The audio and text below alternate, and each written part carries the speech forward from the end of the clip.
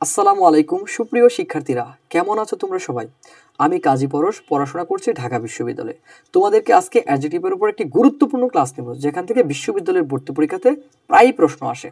দেখো, অ্যাডজেক্টিভ যে ওয়ার্ড কোনো নাউন বা প্রনাউনের দোষ, গুণ, অবস্থা, পরিমাণ বা সংখ্যার ধারণা প্রকাশ করে তাকে কি বলা হয়? অ্যাডজেক্টিভ বলা হয়।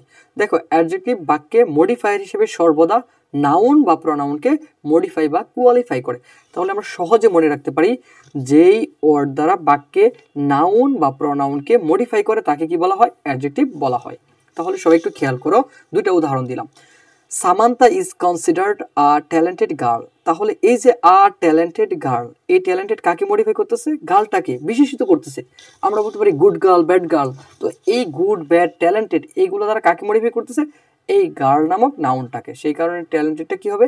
একটা অ্যাডজেক্টিভ হবে। অর্থাৎ নাউনকে কেউ মডিফাই করলে তার নাম কি হয়ে যায়? অ্যাডজেক্টিভ হয়ে যায়।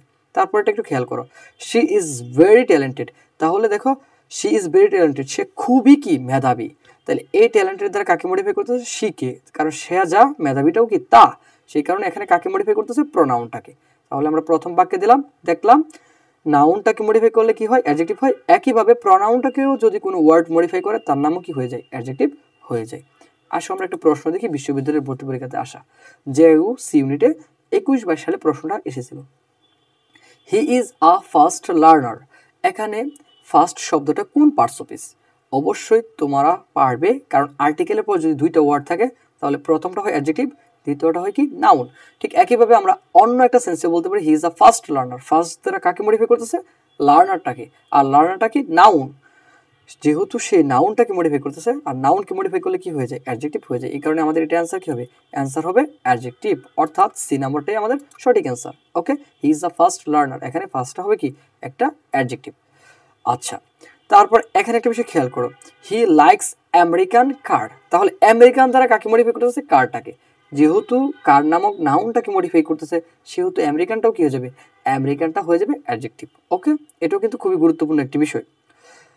আচ্ছা, তারপর একটা উদাহরণ দেখো, হি ওর আ ব্ল্যাক টি শার্ট। এখানে দেখো আন্ডারলাইন ওয়ার্ড ইজ, এই আন্ডারলাইন ওয়ার্ডটা ছিল তোমার ব্ল্যাক। এই যে দেখো, এই শব্দটা ছিল আন্ডারলাইন, এই ব্ল্যাক শব্দটা কি ছিল? আন্ডারলাইন করা একটা ওয়ার্ড। এই ব্ল্যাক শব্দটা বলছে তোমার কোন পার্টস অফিস? হি ওর, সে পরেছিল আ ব্ল্যাক টি শার্ট, একটা কি? কালো টি শার্ট। তাহলে এই ব্ল্যাক দ্বারা কাকে মডিফাই করতেছে? টি শার্টটাকে। আর টি শার্টটা কি? নাউন।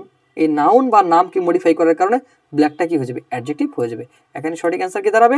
সঠিক অ্যান্সার হয়ে যাবে এখানে অ্যাডজেক্টিভ। ওকে, আচ্ছা, তারপরে আরেকটা উদাহরণ আমরা দেখি, সবাই একটু খেয়াল করো। Young man is liked by all, মানে যুবক মানুষকে সবাই ভালোবাসে। তাহলে ইয়ং দ্বারা কাকে মডিফাই করতেছে? ম্যানকে। আর ম্যানটা কি? নাউন। যেহেতু নাউনকে মডিফাই করছে, সেহেতু ইয়ংটা কি হয়ে যাবে? অ্যাডজেক্টিভ হয়ে যাবে। আমরা আরেকটি গুরুত্বপূর্ণ নিয়ম দেব। দেখো, অ্যাডজেক্টিভের শেষে যদি A L, A B, L E, I C, B L E, full, less, tips, O U S, ship ইত্যাদি যুক্ত থাকে, তার নাম হয়ে যায় কি? অ্যাডজেক্টিভ।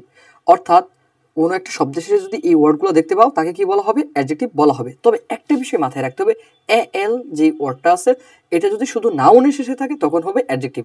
দেখো, প্রফেশন, তার শেষে কি হবে? প্রফেশনাল। Origin, original. ঠিক আছে, কিন্তু যদি আমরা ভার্বের শেষে এল পাই, যুক্ত করতে হয়, তখন তার নাম কি হয়ে যাবে? নাউন হয়ে যাবে। দেখো, যদি আমরা বলি প্রপোজ, তখন কি হবে? প্রপোজাল। প্রপোজাল শব্দটা কেমন? নাউন। ভার্বের শেষে এল ইকুয়াল টু কি হবে? নাউন। আর নাউনের শেষে এল ইকুয়াল টু কি হবে? অ্যাডজেক্টিভ হবে। যেমন প্রফেশন, প্রফেশনাল। প্রফেশন ছিল কি? একটা নাউন। আর নাউনের শেষে এল থাকলে কি হয়? অ্যাডজেক্টিভ হয়ে যায়। ঠিক একইভাবে ক্যাপেবল, সিম্বলিক, তারপরে বিএলই থাকতে পারে, তারপরে ফুল, বিউটিফুল, ওয়ান্ডারফুল, যত ধরনের ফুল আছে সব ধরনের ফুল কি? অ্যাডজেক্টিভ। তারপর লেস, সব ধরনের লেস কি হবে? অ্যাডজেক্টিভ হবে। ক্যারেক্টার লেস, ঠিক আছে, চরিত্রহীন।